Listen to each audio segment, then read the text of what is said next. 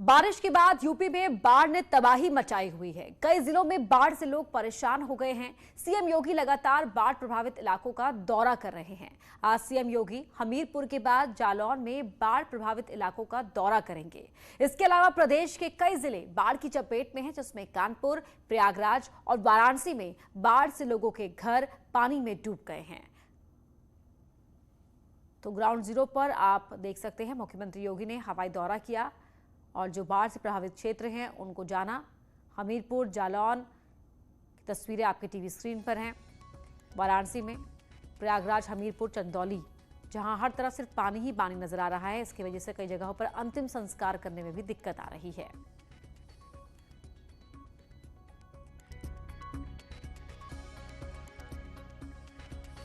तो बाढ़ से हाल बेहाल है। हालात को देखते हुए सीएम योगी खुद ग्राउंड जीरो पर नजर बनाए हुए हैं। वो लगातार बाढ़ प्रभावित इलाकों का दौरा कर रहे हैं। सीएम योगी आज हमीरपुर, जालौन के बाढ़ प्रभावित इलाकों का हवाई सर्वे करेंगे। यमुना और कालपी नदियों के उफान पर आने से बुंदेलखंड के जिलों में जनजीवन अस्त व्यस्त हो गया है। सीएम योगी बाढ़ राहत केंद्रों का जायजा लेंगे और बाढ़ प्रभावित लोगों से मुलाकात भी करेंगे। राहत सामग्री का वितरण भी करेंगे। कल भी उन्होंने इटावा और औरैया के बाढ़ प्रभावित इलाकों का हवाई सर्वे किया था।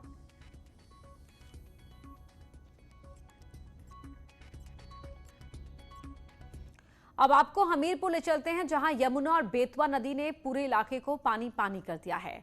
खतरे के निशान से 3 मीटर ऊपर बहने वाली इन नदियों ने लोगों को घरों से बेघर कर दिया।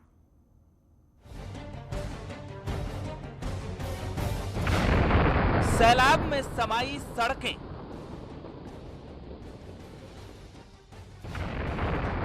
बाढ़ से बेघर हुए लोग,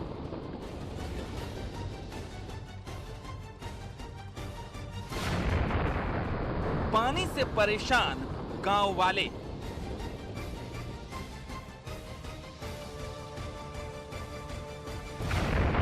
यमुना और बेतवा का कहर,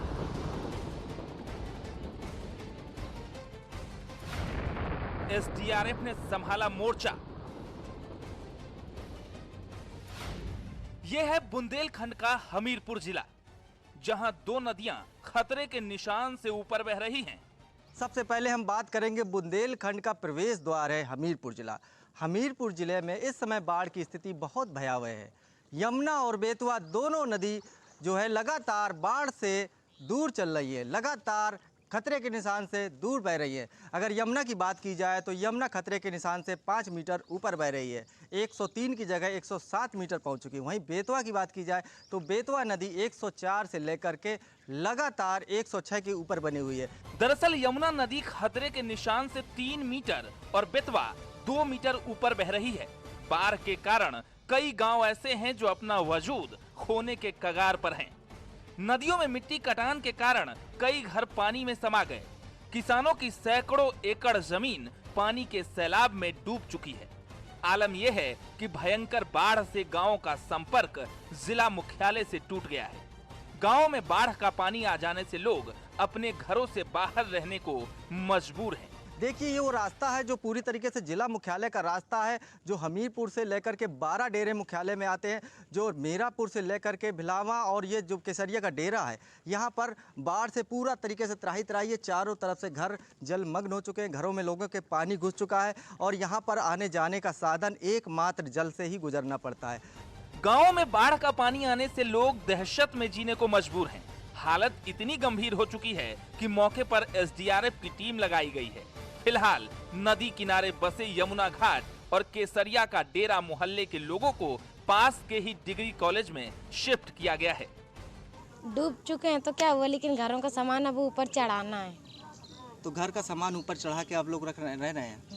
नहीं, हम लोग रह रहे हैं कुछ इच्छा में, डिग्री कॉलेज में। आने जाने का साधन कोई नहीं है, या तो आप पैदल चल के जाएंगे पानी पानी, या तो नाव द्वारा जाएंगे। सिर्फ पैदल के अलावा चूंकि पूरे रोड में पानी भरा हुआ है, पूरा क्षेत्र जलमग्न, पूरी सड़क में पानी ही पानी है चारों तरफ। कहीं कहीं तो बहुत ज़्यादा गहराई है कि तैरने की स्थिति भी है, हल्की नदी घट गई है। हालांकि 2 दिन से नदियों का जलस्तर थम गया है। अब उम्मीद जताई जा रही है कि यमुना और बेतवा का कहर जल्द थम जाएगा। न्यूज 18 के लिए हमीरपुर से उमा शंकर मिश्रा की रिपोर्ट।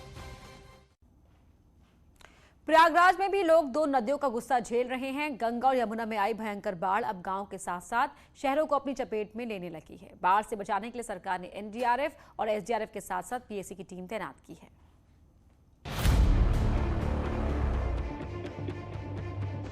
संगम नगरी में सैलाब का सितम। गंगा यमुना लाल निशान के पार। शहर में बाढ़ ने बढ़ाई परेशानी। घरों में पानी से पलायन हुए लोग। बाढ़ पीड़ितों को बचाने आया बचाव दल। पूरा शहर सैलाब की चपेट में है। जहां तक नजर जा रही है वहां पानी ही पानी है। ड्रोन से ली गई तस्वीरें देखने में मनमोहक हो सकती हैं, लेकिन संगम नगरी के लोगों के लिए ये किसी आफत से कम नहीं। इन दिनों पूरा शहर गंगा और यमुना के गुस्से का शिकार है। लोग बाढ़ की आफत से जूझ रहे हैं। संगम नगरी प्रयागराज में गंगा और यमुना नदियां लगातार उफान पर हैं और शहर से लेकर गांव तक पानी को लेकर हाहाकार मचा हुआ है। आप देख सकते हैं इस वक्त हम बख्शी बांध पर मौजूद हैं। यहाँ पर किस तरह से जो मकान हैं वो आधे पानी में डूबे हुए हैं और जलस्तर लगातार बढ़ रहा है। कल से ही अगर बात करें तो 1.5 से 2 फीट तक जलस्तर इसका बढ़ गया है। लगातार राहत और बचाव कार्य जारी है। एनडीआरएफ, एसडीआरएफ, पीएससी की फ्लड कंपनी यहाँ पर लगी हुई है। जो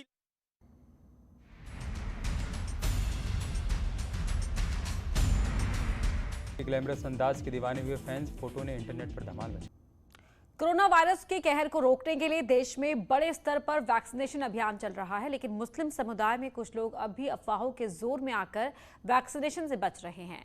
लोगों की इसी गलत सोच को सुधारने के लिए सूफी संत हजरत ख्वाजा मोइनुद्दीन हसन चिश्ती के वर्तमान दीवान सैयद जैनुल आबिदीन अली खान ने लोगों से अपील जारी की है।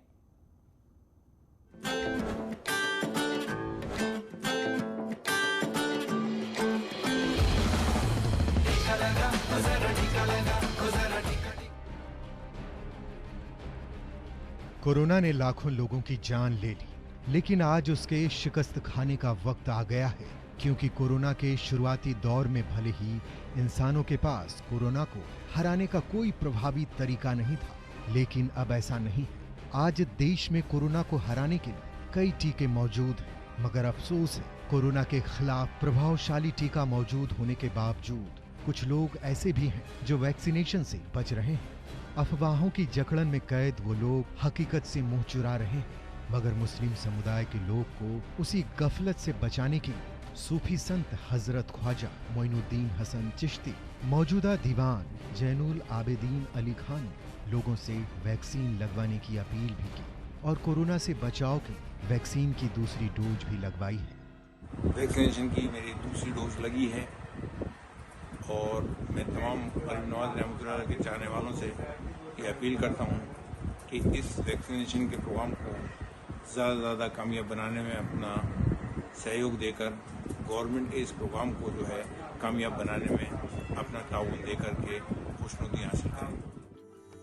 जाहिर तौर पर दरगाह दीवान भी ये समझ रहे हैं कि अफवाहों के चलते सरकार की ओर से बड़े पैमाने पर चलाए जा रहे वैक्सीनेशन अभियान के बावजूद कुछ लोग वैक्सीनेशन से बचने का बहाना ढूंढकर अपने और अपनों की जान दांव पर लगा रहे हैं, जबकि हकीकत ये है कि कोरोना से बचने का सबसे असरदार और प्रभावी तरीका सिर्फ और सिर्फ वैक्सीनेशन है। एक बार फिर सुनिए आखिर टीके को लेकर क्या कह रहे हैं दरगाह के दीवान साहब। वैक्सीनेशन की मेरी दूसरी डोज लगी है और मैं तमाम गरीब नवाज रहमतुल्लाह के चाहने वालों से ये अपील करता हूँ कि इस वैक्सीनेशन के प्रोग्राम को ज़्यादा से ज़्यादा कामयाब बनाने में अपना सहयोग देकर गवर्नमेंट के इस प्रोग्राम को जो है कामयाब बनाने में अपना ताउन देकर के खुशनुदी हासिल करें। बेशक इस मुश्किल वक्त में इंसान अपना वजूद, अपनी सभ्यता और अपनी संस्कृति बचाने की गंभीर चुनौती का सामना कर रहा है। ऐसे में यकीन मानिए वैक्सीन ही है जो कोरोना के खिलाफ जंग में इंसानियत को जीत दिला सकती है। उम्मीद है मुस्लिम समुदाय के लोग भी इस सच को समझेंगे और कोरोना के खिलाफ जंग में इंसानियत की जीत को सच में बदलने का मादा दिखाएंगे। Bureau report, news 18 network.